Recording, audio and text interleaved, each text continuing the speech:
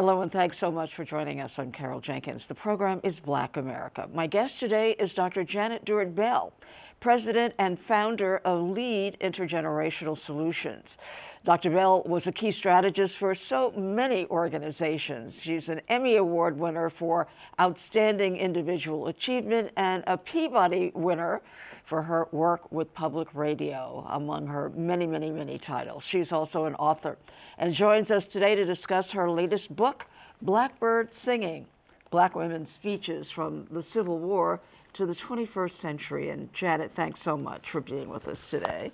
It's always a pleasure to be with you, Carol, and thank you for keeping it going. I know. Yes. You were here for our first season. And I am delighted to be back. Great. So tell us about Blackbirds, how the title came about.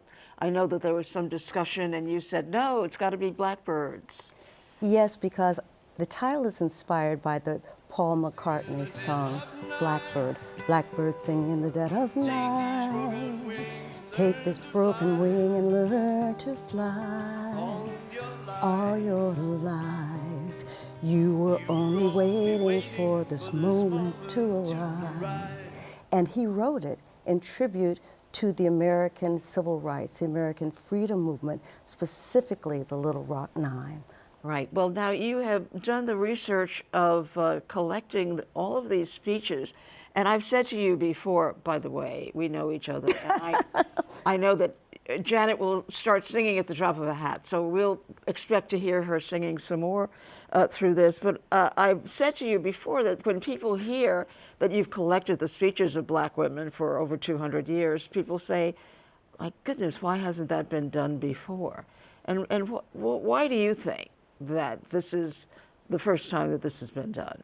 Well, it's been done in different ways, but this is very targeted. Some of the speeches or public statements have been included in other books. But this was really an idea that talking to my publisher, in fact, Diane Wachtel, and we said, this is something that needs to be curated so that people can really understand. And I tell people this should only whet your appetite for more. There are only 28 speeches there in the book, and I am so excited. The more I read about how women spoke truth to power, from Sojourner Truth, coming up to this day to Barbara Lee, Ruby Nell Sales, and there are a lot of women in between. I'm just excited about it. As you know, I always think that it's important for Black women's voices to be heard and for you to hear the words of the women themselves. Right, and when you were here at Black America before, it was your other book, resurfacing the stories of women who were involved in the civil rights movement who had been erased. Yes, it was called Lighting the Fires of Freedom, African American Women in the Civil Rights Movement. Right, so thank you again for doing this. Now, I know that, and I've heard you read some of the excerpts of the speeches before, so why don't we, have you do a few of them, and then we can talk about critical race theory and all kinds of other things afterwards. But let's hear some of the speeches. You're starting with who today? I'm going to start with the cover art of Sojourner Truth. And it's interesting, when people hear about the book, they start throwing out their favorites, which are the top 3 or 4 that we've heard about. But there's many women in the book people have never heard about, or they've not heard their particular words about equal rights, for instance. And so I'm just delighted to be able to share these stories with people and to share their words. And this Sojourner Truth, I call her the signature voice for this collection. She lived from 1797 to 1883 and witnessed America's growth and turmoil, slavery, the Civil War, emancipation, and the beginning of the fight for women's suffrage. She changed her name, as you know, from Isabella Baumfree to Sojourner Truth, became an itinerant wanderer who spoke truth to power. In May of 1867, she addressed the first annual meeting of the Equal Rights Association. So we're playing catch up with her. Exactly, we love that. The ERA. Yes, and the other thing is that She could not read or write. So besides being brilliant and courageous, she had a phenomenal memory. Some of us wish that we could share in that. And these are her words. My friends, I am rejoiced that you are glad, but I don't know how you will feel when I am through. I come from another field, the country of the slave. They have got their liberty, so much good luck to have slavery partly destroyed. She's talking about when they were trying to liberate black men and not black women. She said, but not entirely. I want it root and branch destroyed. Then we will all be free indeed. I feel if I have to answer for the deeds done in my body just as much as a man, I have a right to have just as much as a man. So, I am for keeping the thing going while things are stirring, because if we wait till it is still, it will take a great while for it to get going again. I want to also mention a couple words that she said in 1853 at the New York City 4th National Women's Rights Convention. Girlfriend got around. She said, and the title of her talk is, Suppose I am about the only colored woman to speak for the rights of colored women. Now, women do not ask half a kingdom, but their rights, and they don't get them. When she comes to demand them, don't you hear how sons hiss their mothers like snakes because they ask for their rights? And can they ask for anything less? The king ordered Haman to be hung on the gallows, which he prepared to hang others. But I do not want any man to be killers. But I am sorry to see them so short-sighted. But we will have our rights. See if we don't, and you can't stop us from them. See if you can. You may hiss as much as you like, but it is coming. Women don't get half as much rights as they ought to. We want more, and we will have it. It's so interesting that many people don't know that it was black women who actually started the feminist movement in the late 1800s, that this was, and so these are some of the speeches that pertain to that. Really, they're foundational. Right, precisely. Please continue. I'm always delighted to do that. And because the lives of Sojourner Truth and Harriet Tubman born in 1822 and lived till 1913, overlapped, people often confuse them or conflate their stories. But their contributions are distinct, as are the stories of each and every other woman in Blackbirds. Harriet Tubman, an escaped slave known as Moses, was a chief conductor of the Underground Railroad. A scout, spy, guerrilla soldier, and nurse for the Union Army, she is considered the first African-American woman to serve in the military. However, she worked mostly without pay, that means almost without pay, or pension. When, after all this, she was in danger of losing her home in 1886, and race is important in this context, the white historian, we weren't allowed to be two historians at that time, Sarah Hopkins Bradford wrote Harriet, the Moses of her people, in a successful effort to raise funds to save the home. The following is a direct quote from the book. For, said she, I had reasoned this out of my mind, that there was one of two things I had a right to, liberty or death. If I could not have one, I would have the other, for no man should take me alive. I should fight for my liberty as long as my strength lasted, and when the time come for me to go, the Lord would let them take me.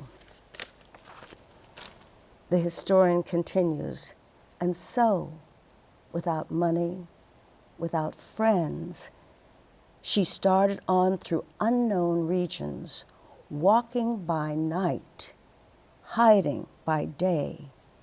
but always conscious of an invisible pillar of cloud by day and fire by night, under the guidance of which she journeyed or rested. Without knowing whom to trust or how near the pursuers might be, she carefully felt her way, and by her native cunning or by God-given wisdom, she managed to apply to the right people for food and sometimes for shelter, though often her bed was only the cold ground and her watcher the stars at night. So, 28 stories. Yes. Speeches that were written from Civil War, through the Civil Rights Movement, up to our mutual friend Ruby Sales, and Barbara Lee. Talk to us about Barbara Lee, for instance, and that's a big leap from the Civil War, Sojourner Truth and Harriet Tubman, to Barbara Lee in Congress now and running for Senate. But I think notoriously refused to go along with the starting of a war in this country. Talk to us a little bit about how you selected the women who would be included, the speeches, and what they referred to.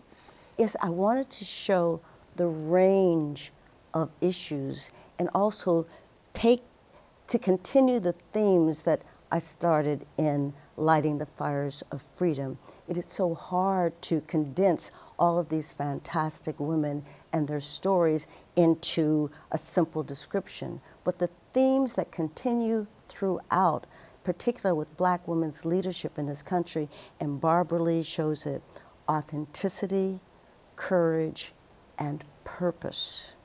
And that is something that when you look at when Barbara Lee spoke, when she was the only member of Congress. The only one. We had some wonderful friends in Congress at the same time, but she was the only member of Congress to vote against the war in Iraq. The only one. And it's a matter of conscience for her. She's very modest in terms of her accomplishments and how she came to where she was. When she got involved in politics, it was because of New York's own Shirley Chisholm. At the time when Barbara Lee met Shirley Chisholm, she was, and she's not proud of this, not registered to vote, I think. Right. And Shirley Chisholm said, well, that is something you have to do. Thank goodness. So Shirley Chisholm, who always said, aim high, really led other people, Barbara Lee and others, to get involved in electoral politics in a way. Shirley Chisholm, the first Black person to run for president. I mean, how bold, how bodacious can you be? I love Shirley. When you do something like that. But Barbara Lee spoke in the late, I think, I've forgotten the exact year, but when she spoke at the Riverside Church and she was talking about her history and how she got involved, that passion that she has for justice and for involving people into protecting their own rights is palpable. So, yes. And Audre Lorde is also in this collection. Oh, yes. Audre Lorde is absolutely amazing. I say that about all of them. They say, which is your favorite? Which day are we talking about? So I know. She delivered this paper in 1980, and Audre Lorde really talked a lot about the intersection between age, race, class, and sex, and sexuality. And this was, she says, much of Western European history conditions us to see human differences in simplistic opposition to each other: dominant, subordinate, good, bad, up, down, superior, inferior. In a society where the good is defined in terms of profit rather than in terms of human need, there must always be some group of people who, through systematized oppression, can be made to feel surplus, to occupy the place of the dehumanized inferior. Within this society, that group is made up of Black and third world people, working class people, older people, and women. Then she goes on. As a 49-year-old Black, lesbian, feminist, socialist mother of two, including one boy, and a member of an interracial couple, I usually find myself a part of some group defined as other, deviant, inferior, or just plain wrong. Traditionally, in American society, it is the members of oppressed, objectified groups who are expected to stretch out and bridge the gap between the actualities of our lives and the consciousness of our oppressor. For in order to survive, those of us for whom oppression is as American as apple pie have always had to be watchers, to become familiar with the language and manners of the oppressor, even sometimes adopting them for some illusion of protection. Whenever the need for some pretense of communication arises, those who profit from our oppression call upon us to share our knowledge with them. In other words, it is the responsibility of the oppressed to teach the oppressors their mistakes. I am responsible for educating teachers who dismiss my children's culture in school. Black and third world people are expected to educate white people as to our humanity. Women are expected to educate men. Lesbians and gay men are expected to educate the heterosexual world. That is just now, so let's stop there. Yes. Because really, that's where we are right now in America. And she said this in 1980. So we're talking 40 plus years ago, right? And I said in introducing you, we'll talk about critical race theory afterwards. So I think we're there now to talk a little bit about, for those of you who don't know, Janet is the widow of Dewart Bell, one of our foremost legal scholars, a man when at Harvard left because there was no black woman of tenure there.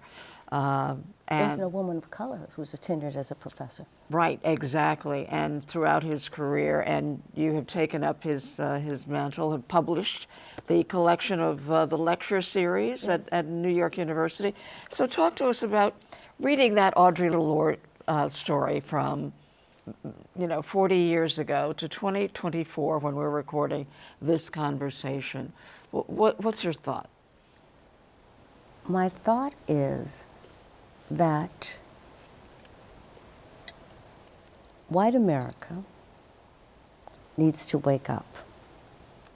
If white America does not wake up, I have a very harsh comment about this, then and not recognize, as my mother always said, recognize people as people, then they want us to engage in a murder-suicide pact.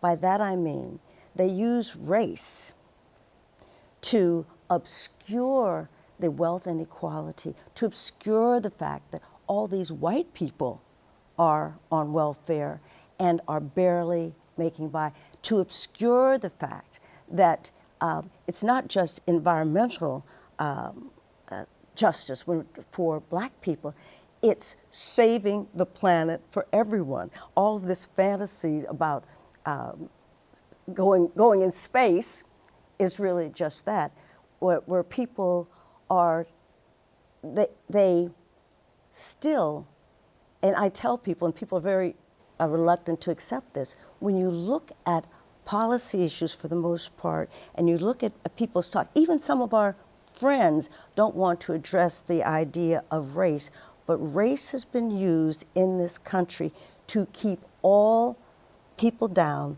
but the top 1%.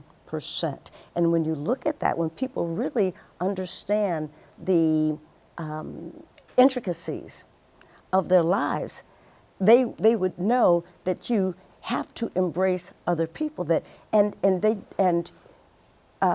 I also look at the history of how black people have been used. Our labor, we did free labor, which built this country, which people don't want to acknowledge. People went apoplectic when Michelle Obama said every day she wakes up and she realizes that she lives in a home built by Black people. You look at Washington, D.C., you look at everything.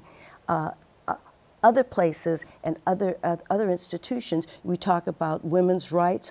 The foundational statements, the foundational work of Black women is that we don't want to be superior, although some people are afraid that that's what's happening, you know, this whole replacement thing. We want to be equal, and that's what the fight has been for. And we understand that our future is really our children.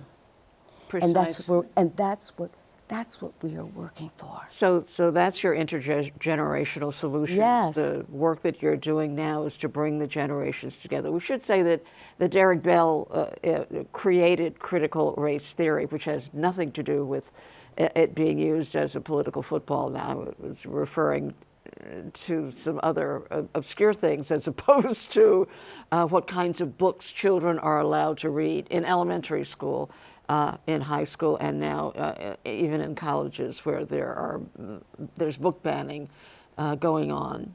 That is, and it's absolutely outrageous. It's outrageous that people would ban. You look at the banned books. Toni Morrison. Oh, absolutely, Toni Morrison. Yeah. Amanda Gorman. Right. This young woman. What are they afraid of? They're afraid of the truth. For some reason, they think that white children, or those who think they are white and who think they are superior, they may have superior advantages, but they are not superior to people of color, obviously. Somehow they're so delicate that they can't tell the truth. And I think the people who are proposing these, but many of them know better. When you look at them, many of them are well educated. They're Right. just using that, so it goes back to how race is being used. You don't have to say it. The MAGA Republicans and those who support them, and if you support them, you're a MAGA Republican too. You know that they have perfected the use of dog whistles. They have perfected the use of projecting all of their inadequacies and insecurities onto other people. And too many people accept that. So we have to do like these women have done over the centuries. And I know you do it. We have to speak up and we have to speak out. Well, I think having these 28 speeches is good research material for moving forward. Unfortunately, because so many of the problems have not been solved. What would Dewart Bell say about where we find ourselves today, even at Harvard, with the president, resigning under pressure, and with such acute, what we would consider to be outside control of academia? What would Dewart have to say? First of all, Dewart had a great sense of humor. Yes. And he would point out the inadequacies and the inferiority complexes of those people who would attack the brilliant, accomplished Dr. Claudine Gay. He would think, now you really have some nerve. She's probably at least 10 times smarter than you. He would start there. That would be just a nod to the absolute idiocy of attacking someone like Claudine Gay or the presidents of these other universities. And you notice there were women, because there's a little jealousy, more than a little jealousy, that women have achieved so much.